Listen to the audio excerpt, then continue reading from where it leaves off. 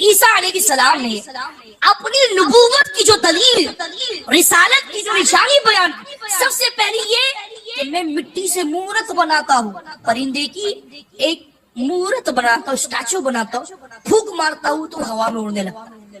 اور آپ کو میں بتاؤں کہ جب حضرت عیسیٰ علیہ السلام نے اپنی نبوت کا ذکر کیا تو لوگوں نے دلیل مانگی، کہا کہ چمگادڑ بنائیے، تو حضرت عیسیٰ علیہ السلام نے یہی مٹی سے وہ مورت بنائی اور اسی سے چمگادڑ پیدا۔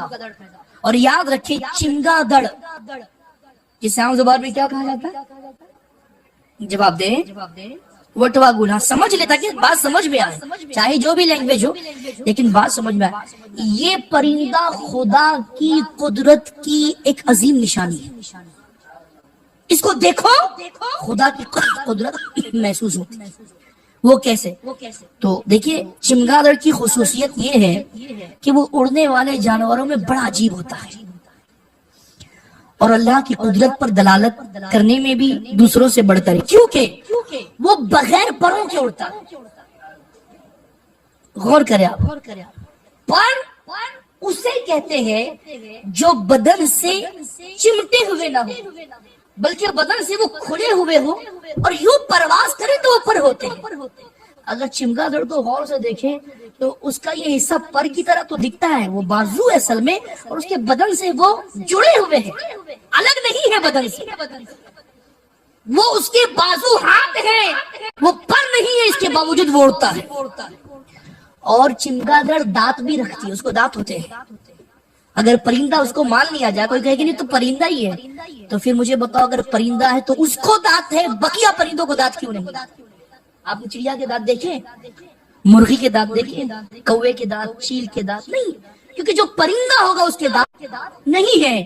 لیکن جو چمگادڑ ہے وہ دانت بھی رکھتا ہے اور وہ ہنستا بھی ہے۔ یہ بھی تحقیق ہے کہ وہ پرندے کو ہنستے ہوئے آپ نے کبھی، لیکن وہ ہنستا بھی ہے۔ اور اس پرندے کی جو مادہ ہوتی ہے، مادہ فیمیل، تو اس فیمیل چمگادڑ کے سینے میں چھاتی ہوتی ہے اور اس سے وہ اپنے بچوں کو دودھ پلاتی ہے۔ آپ نے کسی پرندے کو دودھ پلاتے ہوئے دیکھا؟ نہیں، بلکہ پرندہ جو ہوگا وہ رزق تلاش کرے گا، چونچ میں لائے گا اور اپنی چونچ سے اپنے بچوں کو، چوزوں کو۔ لیکن یہ تنہا ایک ایسا پرندہ ہے کہ جو پرندہ ہونے کے باوجود اپنی چھاتی سے اپنے بچوں کو دودھ پلاتا ہے۔ تو اس کی جو مادہ ہوتی، فیمیل جو ہوتی ہے مادہ، تو وہ چھاتی رکھتی ہے اور اپنے بچوں کو اس سے وہ پلاتی ہے اور وہ بچہ بھی جنتی ہے۔ فیمیل چمگادڑ بچہ جنتی ہے، جبکہ پرندہ بچہ جنتا انڈا دیتا ہے، اس انڈے سے بچہ نکلتا ہے۔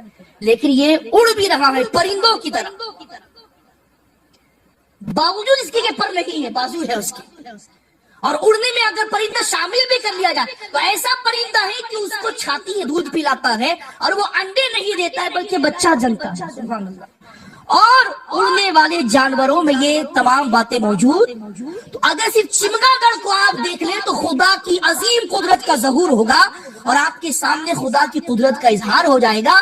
اور پھر اس کے پس پردہ یہ بھی بتایا جاتا ہے کہ چمگادڑ کو دیکھنے کے بعد انسان حیران ہے کہ اگر اس کو پرندہ ہم کہیں تو یہ بچہ بن رہا ہے، دودھ پلا رہا ہے، ہنس رہا ہے، کوئی پرندہ نہیں۔ اگر اس کو جانور ہم کہہ دیں تو پھر اگر یہ کہتے کہ تو اڑتا بھی ہے، جانور تو اڑتا نہیں ہے۔